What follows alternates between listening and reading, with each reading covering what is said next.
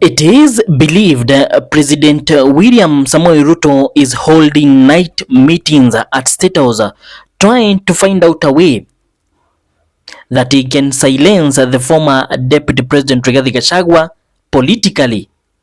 Since Rigathi Gachagua was impeached from the government, he has turned out to be a thorn to President William Ruto's government, and Ruto himself, it is alleged he has been heard numerous times saying that impeaching the former deputy president was a bad decision.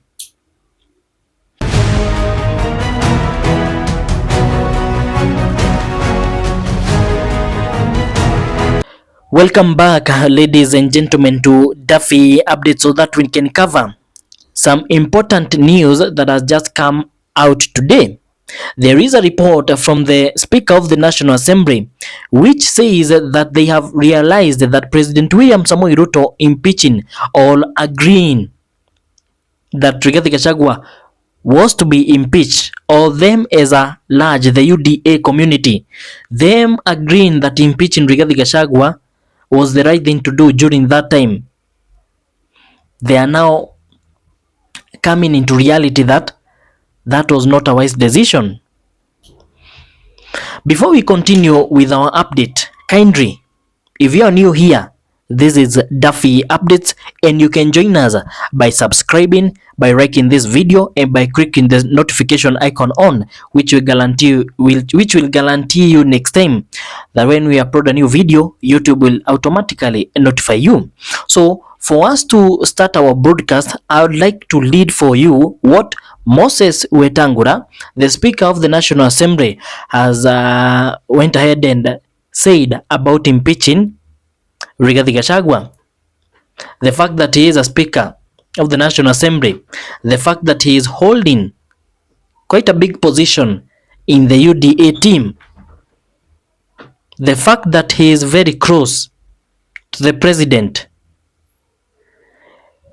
him saying this shows you what the government is feeling about the impeachment of Rigathi Gachagua. So these are his words.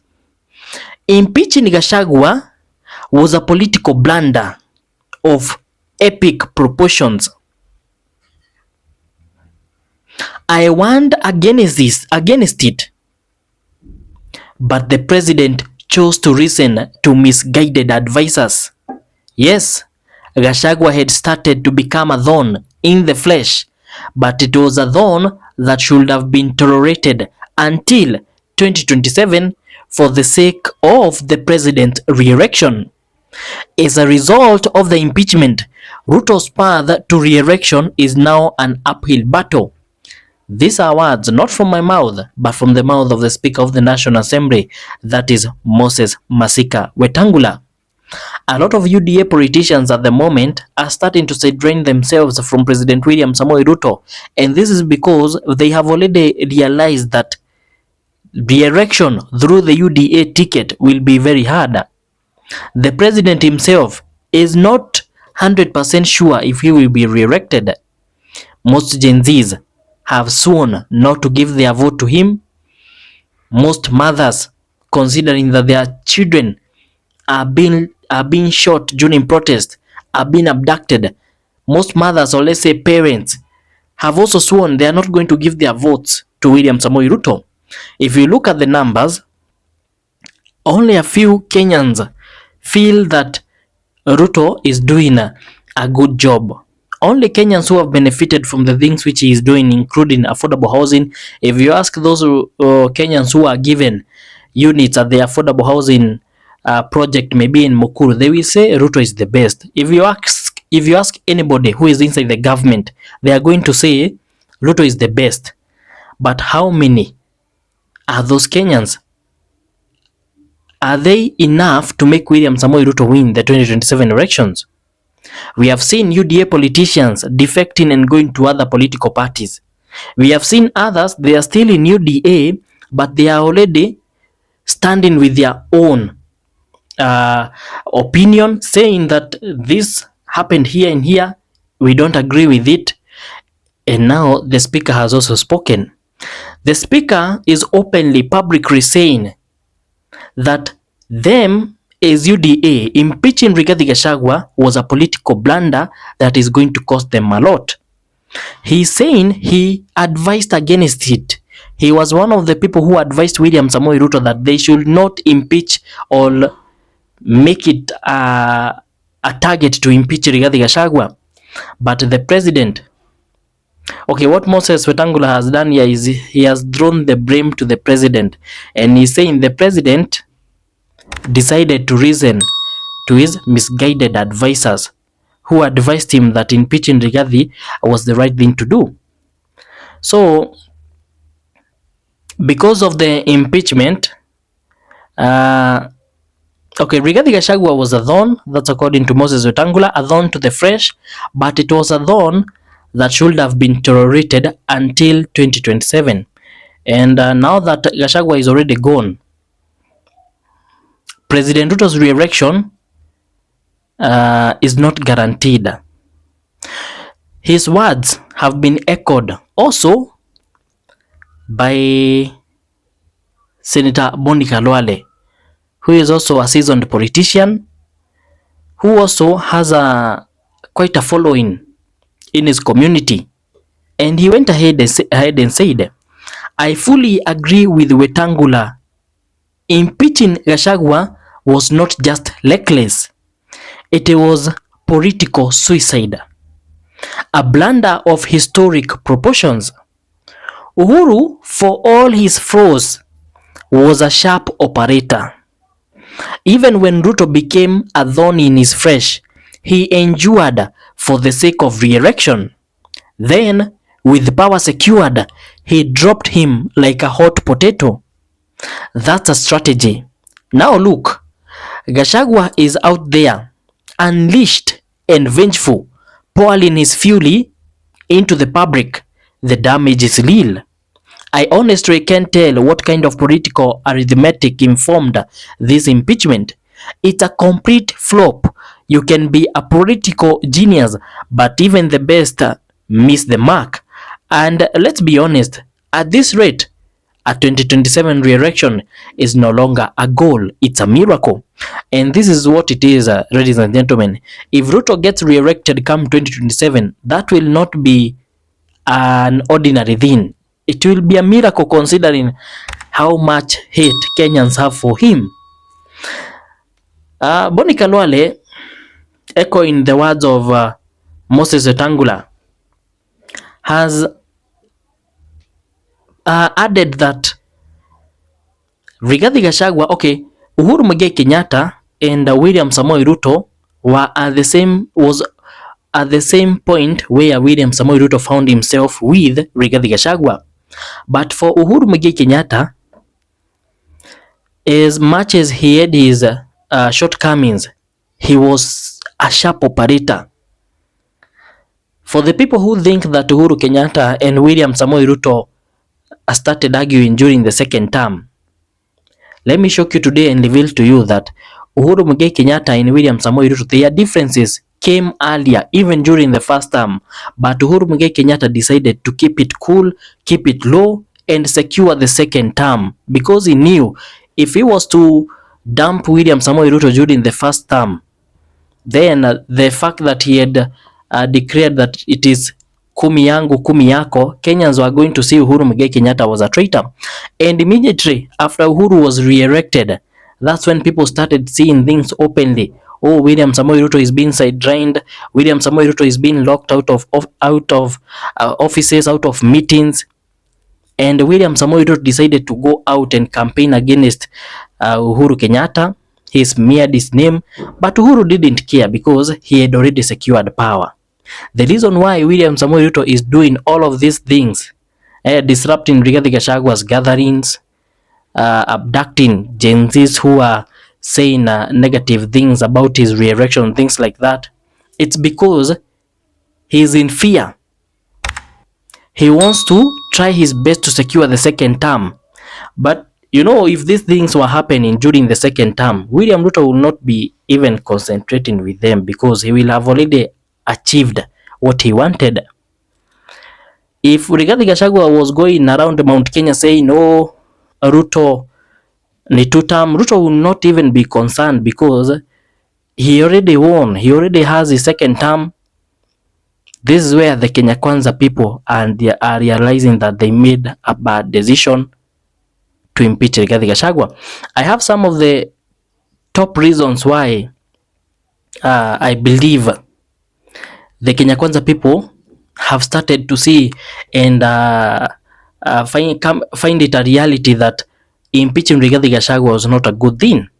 With me, I have 8 strong points which I believe are the major reasons why the Kenya Kwanza camp at the moment is in fear of what Rigathi Gachagua is going to do or is going to affect before our come 2027. The first thing is them impeaching Rigathi Gachagua. It led to loss of Mount Kenya political base.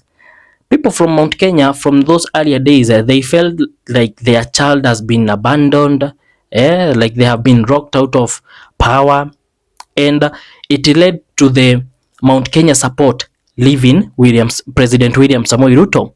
The Mount Kenya people now say that Rigathi is their own, and they're going to make sure that Rigathi Gachagua climbs to the top of the ladder and becomes the president of Kenya. Loss of Mount Kenya political base. That's reason number 1. Come to reason number 2.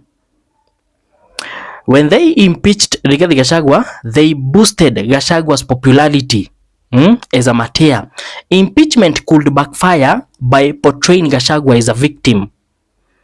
You know, Gachagua now says, "Oh, I helped William Samoei to do this. I helped this and this happen." That's basically makes him a victim. And you know what happens is people feel mercy for victims. So impeachment backfired and portrayed Rigathi Gachagua as a victim of political suppression. Reason number 3 is the worsening internal UDA divisions. The fact that Rigathi Gachagua was a deputy president and he was impeached, this worsened the UDA team by showing the top divisions that are going on in there. It showed that the team is not intact. Gachagua's removal exposed sharp rifts within the ruling party. Functions now form openly, weakening Ruto's grip on parliament and delaying his agendas, because there are people who decided to drift with Rigathi Gachagua, others decided to stick with William Samoei Ruto. That's reason number 3. Come to reason number 4. Them impeaching Rigathi Gachagua, this empowered the opposition. At the moment, Rigathi Gachagua is the opposition. But if Rigathi Gachagua was in government, there will be no opposition like the one that is there at the moment. Come to reason number 5. Them impeaching Rigathi Gachagua undermined the hustler narrative. The impeachment of a hustler, you know, Rigathi Gachagua also called himself a hustler, DP, went against the very foundation of Ruto's campaign, uplifting ordinary Kenyans. Most people were asking questions of why William Samoei Ruto decided to use Rigathi Gachagua as his deputy. And William Samoei Ruto said he was just trying to portray the hustler narrative of uplifting even ordinary politicians. From the top positions to the top, from the bottom positions to the top. But by the fact that they decided to remove him out of office, this went against their manifesto and their campaign foundation of uplifting ordinary Kenyans. Reason number 6, it portrayed international image damage. Political purges and instability often concern investors and foreign allies. The fact that people from other countries look at your country and see, oh, the president is not speaking with the deputy president, that already shows political instability.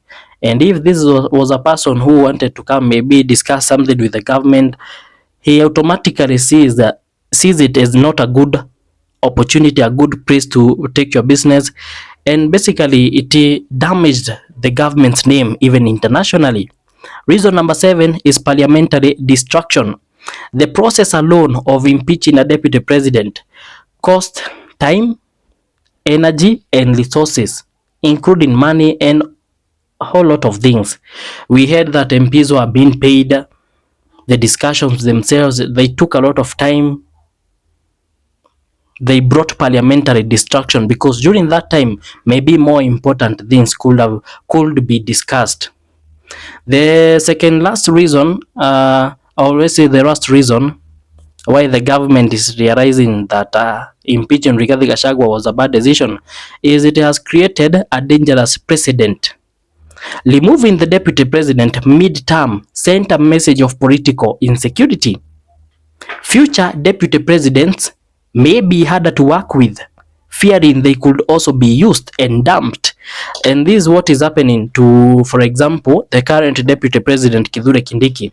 At some point, he's trying very much to show his power, to try and maybe make the government think that they cannot just remove him the way they removed Rigathi Gachagua.